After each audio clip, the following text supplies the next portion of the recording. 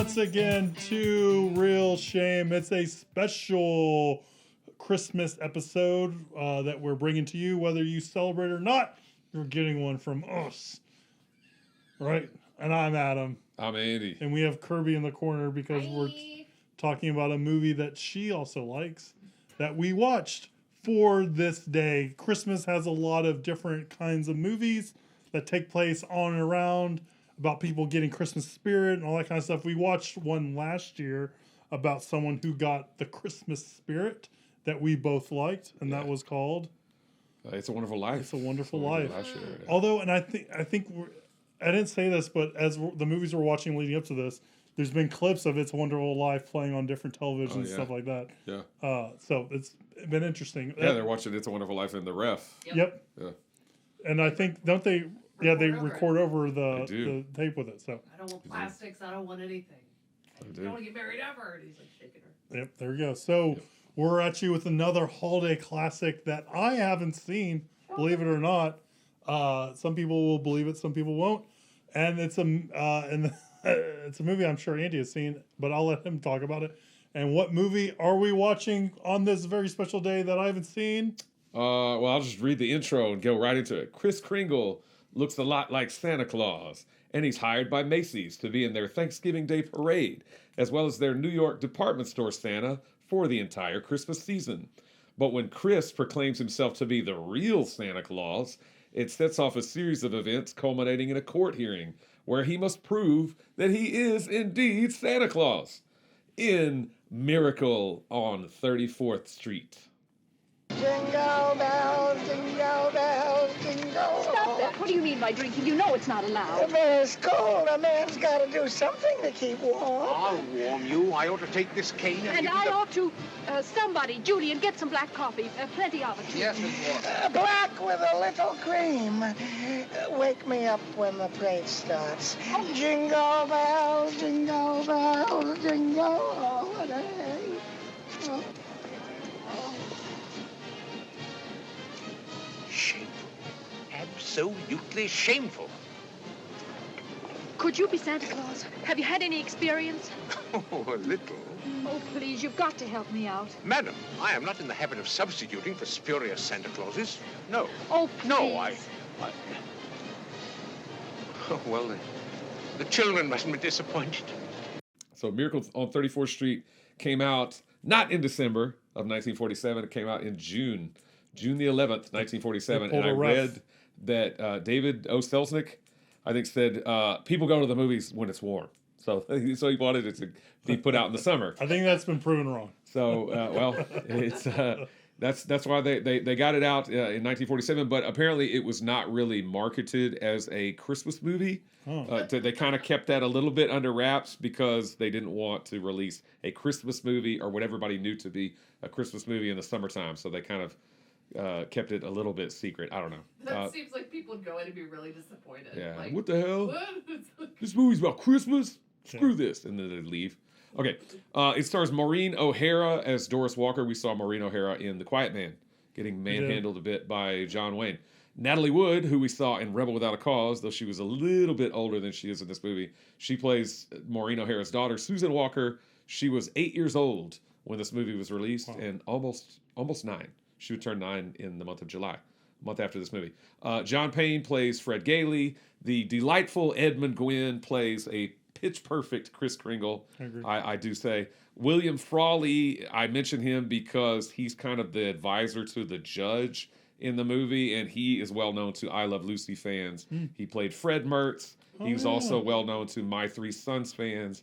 He played Bub on that show. And then the last few people that I'm going to mention, because a lot of people are uncredited. This was back in the days where they only listed the really, really principal cast members in the credits and everybody else. Too bad you didn't get a credit. But Percy Helton actually plays the drunken Santa Claus that Edmund Gwynn's character replaces. We saw Percy Helton as Sweetface in Butch Cassidy and the Sundance Kid. Jack Albertson is the guy that discovers the letter going to the courthouse. Jack Albertson plays Grandpa Joe in Willy Wonka and the Chocolate Factory. And apparently there's a lot of Grandpa Joe hate in the world. There's even a subreddit called Grandpa Joe Hate because Grandpa Joe's a jerk, apparently. And then the last person that I'll mention that's in this movie is Thelma Ritter. This was her film debut, despite the fact that she was about 45 years old when she was in this movie. But I mentioned her because she is super well known, at least to me. She was in a ton of stuff after this movie, her film debut. She was nominated 6 times for an Oscar. Wow. After this, she even worked with people like Hitchcock in Rear Window. And she was Burt Lancaster's mother in Birdman of Alcatraz. She plays Mrs. Stroud. His name is Stroud, something Stroud. Anyway, so we've seen her before. But yeah, so this is a movie that I've actually only seen one time before. Oh, interesting. So this is only the second time, and the first time I saw it is quite a while ago. It's been a long time. But I don't know. You've never seen it before. Never Kirby, seen you've it. seen it before. I saw it once, but I'm kind of with you. I'd seen it once, and my mom just like cries the whole movie. So I'm like, oh my god, like there Yeah. were it might as well have been the first time.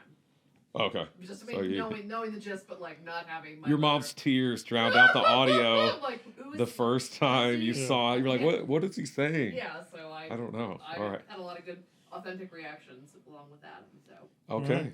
Well, who's going first? You going first? I'll go first. All right. Oh, do you want no, to? you. Yeah, You. it's your show. Me. you. It's your show. You know, so I kind of knew this movie as the one that Santa Claus gets put on trial. Mhm. I don't know if he really defends himself. He more his lawyer, Frank Gailey, kind of defends him more than Yeah. anything. I thought this movie was gonna be schmaltzy and kind of like saccharine, but actually, I kind of liked it. Mhm. Like I thought it was pretty good, pretty well. I agree with you that Edmund Gwynn's awesome as Kris Kringle. He's great as Father Christmas, all that kind of stuff. And it's not like an overly kind of sweet, kind of like saccharine, like I said, all those words I used before, kind of movie for the holidays. I thought it was going to be more like a Hallmark movie, but it actually plays it pretty straight, pretty serious, doesn't like ham it up or get kind of like overly emotional. And I kind of really liked it. So I don't know if I agree with how they proved Kris Kringle was Kris Kringle, but I don't know if there's a better way to do it anyways. I don't know. I feel like it kind of goes off the rails a little bit towards the end. But I do. I just don't know if that like really holds water. That, and we'll spoil it because we're talking about the movie. Is that basically since the random mail guy Jack Albertson decides to start sending dead letters to the courtroom, that proves that Kris Kringle is Kris Kringle because it's a against government body, basically, or authority. I mean, part of me likes that because it's kind of cool that it is, but part of me doesn't like it. So I don't know. Using the rules to So, change the rules. yeah, I don't know how I feel about that Grandpa kind of Joe. that kind of proving. Stupid Grandpa Joe. Yeah, I mean, he's not in bed with his crack nail. He's milking the government. He's at the he was a postal worker, I guess, apparently before he was and then he fell bedridden. on hard times. Yeah, and he needs his grandson to get the golden ticket. Right. And So again, I thought I was worried I wasn't gonna like this movie. Worried it was just gonna be too holiday spirity, but ended up enjoying it and liking it. It's a movie that you said you saw once before. You didn't quite remember where you fell on it. So what'd you think about it this time around? yeah, well, actually, I mean, I saw it so long ago. I just, to be quite honest with you, I found it fairly forgettable back when I saw it back in the day. And I don't know that it was so much that I disliked it, but there wasn't anything really that stood out to me about it. Yeah. And perhaps it was one of those movies that, because I grew up watching movies like A Christmas Story and It's a Wonderful Life. So I had seen those, plenty of times. So I knew what to expect each and every time I sat down to watch those. Miracle on 34th Street is one of those movies that I don't remember ever seeing on TV. I'm sure it was playing on TV when I was a kid, but I never really saw it. Oh, yeah. So when I finally did see it, I was already an adult, and I probably just thought, what's the big deal? I don't know. But watching it this time, I think I got more out of it. Obviously I was paying, probably closer attention. This time because I knew we were going to talk about it on the show. A little bit older, a little bit wiser. A little bit older, a little bit wiser. I think the movie is good overall. I actually think once the whole courtroom stuff starts, it gets bogged down. I don't really like that. That's my least favorite part of the movie. I think everything kind of leading up to that is nice. His relationship with the Natalie Wood character is really nice. He's like a sweet grandfatherly type. Yeah. The neighbor, Fred Gailey, is kind of courting Maureen O'Hara. One thing I thought about their relationship is that it goes from like 0 to 60 like that, because they basically meet when the parade is happening, and then a month later he's coming in. He's like, "Oh, darling, I've got our usual table at the restaurant." She's like, "Oh, darling." I was like, really? And then they're talking about like, let's buy this house together and get married. Yeah. I was like, damn, man, I know it was the 40s. He played it but well though, because he goes, if you want to get in with the woman, you get him good with the He kid. did play it well, but it seemed really quick for them to be calling each other We don't know darling. the 3 months beforehand where They did live in the same building. Yeah. So I think he had been like pining for her Sure. quite some time. That's fine, but I just... No, I mean, he's like, I've got our usual table. You've got a usual table after like a month? Hells yeah. Like, what? Because he's like No. a successful lawyer. Listen, Okay. you guys are both you guys always hate Look, on the Roman, like the No. love at first sight. I will grant you it was the 1940s and people said I love you after like 24 hours. I get it. That happened in movies. You have to suspend your disbelief. But I still thought it was like really quick. Like, it was really one-sided like, too. Like he it was seemed all like it, in. yeah. She And was she's just like, oh God, like okay, I guess. And then I mean, it is interesting because I don't think they kiss until the end of the movie, right? No, I don't think they do. Like I don't think so they it's do, like this relationship. Well, they share their first kiss and then like, let's buy this house. Yeah. Like, whoa. Well, I don't think it was Pump the first. brakes I think there, it was Fred. The first kiss we had seen. Well, still, it's a month later they're gonna like buy a house, which I get. Again, I get it. It's an old movie, so there's they were a lot inspired by Christmas. They were inspired. Maybe by that's Christmas. what he asked. You know, when he was sharing a room with Kris Kringle, maybe that's what he. Maybe that was his Christmas wish was to hook up with Maureen O'Hara. So the question I think it was his Christmas wish. With the question is like, was he preparing for like their marriage because he had the twin beds? Was it convenience, or was he like, hey, I'm gonna get in good with his daughter. I've got the twin beds because back then. Well, he lived in New York, so maybe he just had a roommate, like a roommate. So like, what's his backstory? He's a bachelor. He's a lawyer. Oh, Fred Gailey? Yeah. I don't know. Yeah, I don't know either. But I mean, I love that He's got a lot of dark skeletons in his closet. Like I think so, yeah. He's a terrible person in reality. She's gonna find that out pretty soon. The thing that I love is like there were so many things that made it like modern. Like I think like we don't want our kids being filled with fairy tales. Yeah. And then like the fact of like the guy, like it felt so modern. He's like, yeah, I just quit. Like they don't like me. Like I'll just open my own farm. It's like, oh, dude, you should not do that. Like it might get bad later. So she's like this ultimate realist.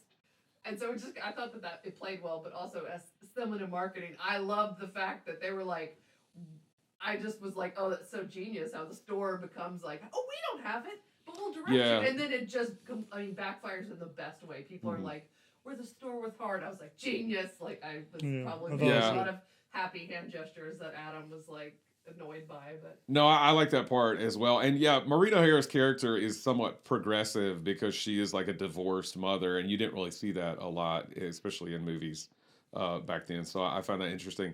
Edmund Gwynn, again, I think we all agree he's absolutely perfect as Kris Kringle. And I was reading that apparently he was that way off camera too. They said he was like the sweetest guy in the world. He just was like a darling to work with. He really was Santa Claus in a way, both in front of the camera and off camera. I'll tell you one thing that I didn't get out of the movie the first time I watched it that I did get out of it this time is that you can watch the movie thinking he's Santa Claus, and you can also watch the movie thinking he's not Santa Claus, right? Because he's basically like an old guy that lives in a nursing home, pretty much, right? That's where he lives. And he's got this doctor.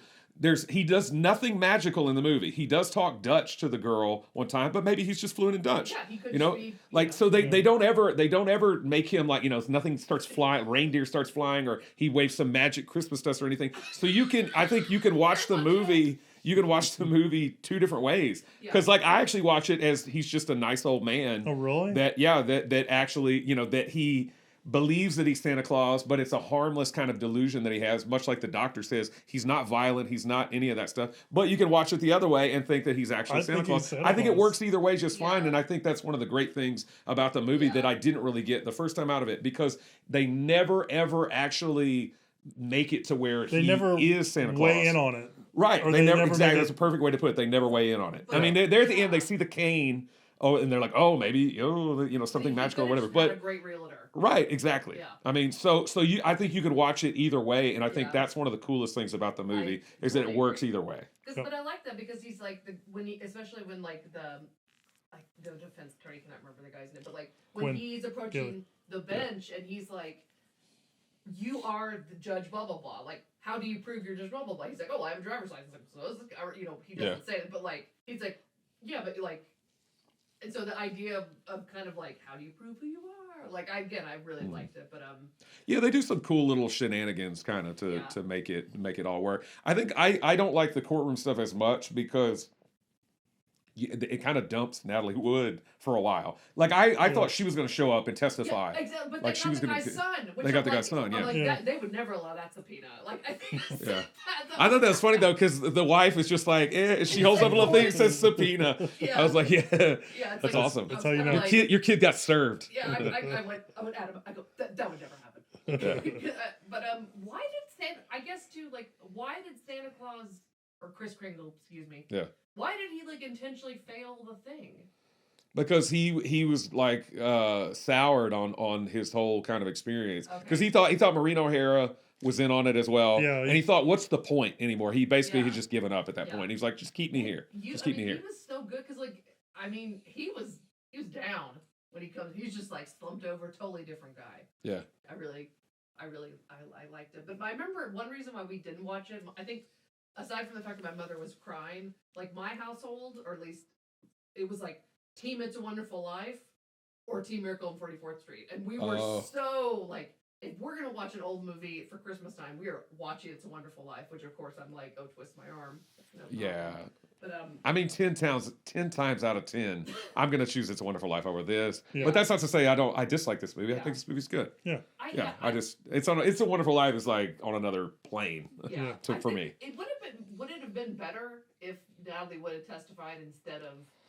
I just think I felt like she should have been still included in the story. I felt like I don't know because she had a connection to this guy. Right? I mean, Yeah. you know, he was actually making her start to believe, you know, in Christmas and in Santa Claus, which is something her mother had kind of taught her never to do. Mm-hmm. And so I thought it would have been a little more kind of heartwarming or whatever if they'd have put her up on the stand and had her experience with it. But she's just kind of abandoned at that point in the movie, and then they come back to her once the trial's over. Or the hearing, they say he's not on trial, it's a hearing. But whatever, once the hearing is over, then she's like back in the movie, and then her mom's like, oh yeah, no, maybe it's okay to believe in Santa Claus and everything. It kind of, starts singing a different tune, Missy. I also thought that, I don't know why, this is probably in some other Christmas movie where I was like, oh, there's going to be this moment where the judge is like, quiet, Santa Claus, and he's like, that's why you didn't get that baseball bat when you were younger, and then the guy was gonna like. And then Walton Goggins comes and Yeah. But I thought that like I could have sworn, and that must just be a trope from a different. Or movie. maybe it's from the remake. But if there's a remake. where the guy's like silence, and he's like, oh well, you must be mad, and then the guy's like, oh my god, how do you know what I wanted when I was 10 years old? Yeah. Or something like that. But I don't know. also, the question I asked Adam after the fact. Did the Dutch girl's parents speak Dutch? We both think no. No. They adopted a Dutch girl without knowing her language, I feel like. Yeah. Okay, so that it's seems like They were like, huh? Yeah. Yeah.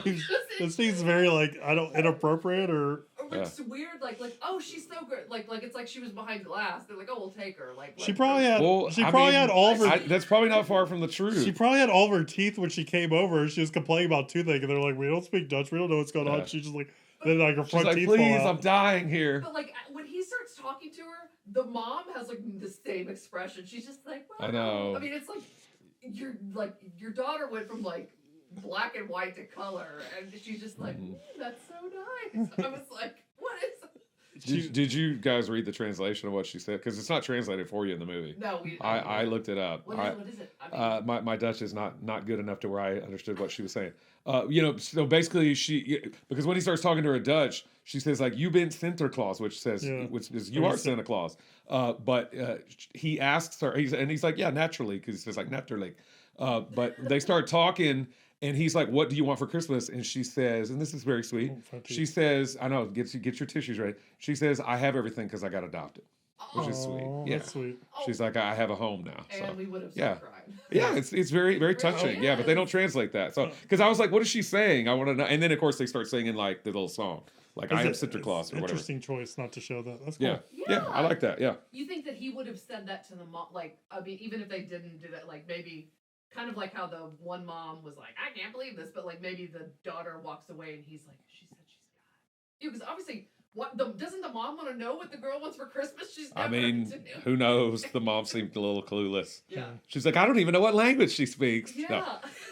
No. Where did we get this girl again? I don't speak Italian. Yeah, is she Canadian? I don't know. But I also just like we were talking about earlier, the guy who has to like get his wife drunk, but because he's just like, go with it. Like he reminded me of another like he's kind of like this. Like I think it's almost the like not skeezy record producer, but he's like the side character who's like you kind of like him, but he's kind of greasy. Yeah, he gave me an Edward Everett Horton vibe, which is well, he was in a lot of Fred Astaire, Ginger Rogers movies, but I think he might have been in Bringing Up Baby, maybe. I think he's maybe in it, but I don't remember what character he plays. But he plays that same kind of character, just this kind of uppity little uptight kind of guy who's like, oh, my wife, I'm gonna have to get my wife drunk, blah blah blah. And he spoke, I don't remember if he has like a British accent, but he spoke in a very proper kind of tone. It's like that, very Vincent Price. Right, just very like, oh, I must do this, yes. Because I think he might also play in Holiday Inn, the flower shop owner, who is literally the same type of guy. Oh. Like I think that because he's like, we don't do delivery on Christmas Eve, and she's like, oh, and he like gets freaked out. But another question, he bought an X-ray machine through Macy's at Macy's. It made it sound like that. They sound like they sold X-ray machines at Macy's back then. Listen, we don't have a Macy's catalog from 1947. We don't know what they were selling. Yeah. It does make it sound like that. They sold everything, and if they didn't have it, you could get it at Gimbel's, I guess. Yeah. How many of the stores had you heard of? Because I mean, for sure, Macy's. I may have heard of Gimbel's, but any of the other ones, I don't think I've ever heard of. Adam knew not. Because Gimbel's is not around anymore. Obviously Macy's, but like I was like, yeah, like I knew all of them. I don't know. I don't even remember what the other ones were, like but it was Macar's, it was Gimbel's. No, it was, Macar's no. Like Har's. Like I'm just. No. Why do I know all? Harris. Like it was interesting. It was not Harrods. It was like HARRS or something. But... TG&Y. No, they didn't say that. All right. TG&Y. So, I think we covered a lot of Miracle 34th Street. What else would you like to add? So Edmund Gwynn, we talked about how great he is. He did win Best Supporting Actor for playing Kris Kringle, which of course he did. He's amazing. If you don't give him Best Supporting Actor that year, then you suck. It's like the judge. The guy keeps telling him, he's like, I don't want to, you don't want to say this guy's not Santa Claus. It'll ruin your chances for re-election. I love it. Yeah. It was awesome. And I love how the one guy's the prosecuting attorney, like his like. It's the judge. The judge's grandkids like don't want to give him a hug. Yeah. They're really mad and pouty. They're pissed off at him. That's what changes his mind. He's like, oh gosh. Yeah, like what have I got myself into? It won an Oscar for Best Story, which they don't give that award anymore. Apparently, it was discontinued after 1956. But it won for Best Story and it won Best Adapted Screenplay. But it lost for Best Picture to the movie Gentleman's Agreement. What was the difference between story, script, and picture? I mean, I can look that up later. Yeah, I don't know. Because, they had a Best Adapted Screenplay, and I think they had a Best Original Screenplay, but they also had a Best Story. But, they don't do it anymore.